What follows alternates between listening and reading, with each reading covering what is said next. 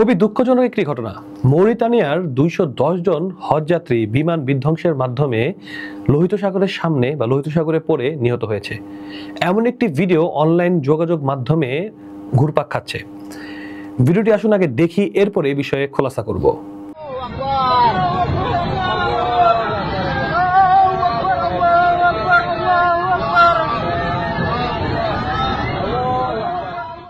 আপনারা ভিডিওতে দেখতে পেলেন যে প্লেনের ভিতরের একটি দৃশ্য, যেটা অন্ধকারের মধ্যে অতটা বোঝা যাচ্ছে না, কিন্তু বোঝা যাচ্ছে যে প্লেনটা দুর্ঘটনার শিকার হয়েছে বা প্লেনে কোনো ত্রুটি হয়েছে এবং সবাই চিল্লাচিল্লি করছে। তো এই ভিডিওটি আসলে একদমই ভুয়া। হ্যাঁ, এই ভিডিওটি সত্য নয়। এটা কে বা কারা অনলাইনে প্রচার করেছে যে ২১০ জন হজযাত্রী মারা গিয়েছে বিমান বিধ্বংসের মাধ্যমে। এই ভিডিওটি শেয়ার করার সাথে সাথে ভিডিওটি ভাইরাল হয়ে যায় এবং সবাই এই ভিডিওটি শেয়ার করতেছে। আসলে আমরা মুসলিমরা এতটাই আবেগী যে কোনো কিছু প্রচার করার আগে আমরা একবারও চিন্তা ভাবনা করি না যে এটা আসলে ঠিক না।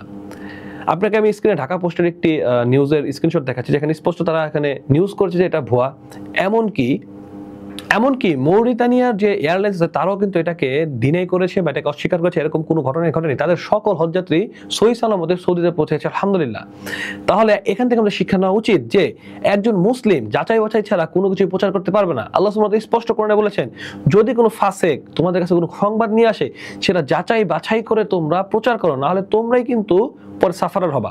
এবং আল্লাহ সুবহানাহু ওয়া তাআলা রাসূল মুহাম্মদ সাল্লাল্লাহু আলাইহি ওয়াসাল্লাম স্পষ্ট করে বলেছেন, যে ব্যক্তি যাচাই বাছাই করা ছাড়া যা শুনে তাই প্রচার করে বেড়াবে, সে মিথ্যাবাদী হওয়া যথেষ্ট।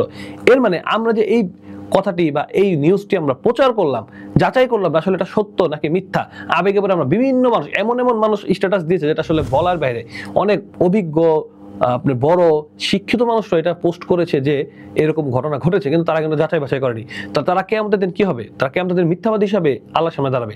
তাই দিনই ভাই বোনেরা, আসুন আমরা কারো সম্পর্কে কোনো বিষয়ে, কোনো নির্দিষ্ট কোনো ব্যক্তি, নির্দিষ্ট কোনো সংগঠন, নির্দিষ্ট কোনো নাম, যে কোনো কারো বিষয়ে যদি আমরা কোনো কিছু জানি বা কোনো কিছু শুনি, এটাকে আমরা যাচাই করব, এরপরে প্রচার করব। কারণ যদি আমরা যাচাই করা ছাড়া প্রচার করে দিই, ওই ব্যক্তি বা ওই কিছুর উপরে সেটা মিথ্যা অপবাদ কিন্তু হয়ে যাবে এবং মিথ্যা সংবাদ প্রচার করার কারণে কাল কিয়ামতের দিন আমরা আল্লাহর কাছে ধরা খেয়ে যাব।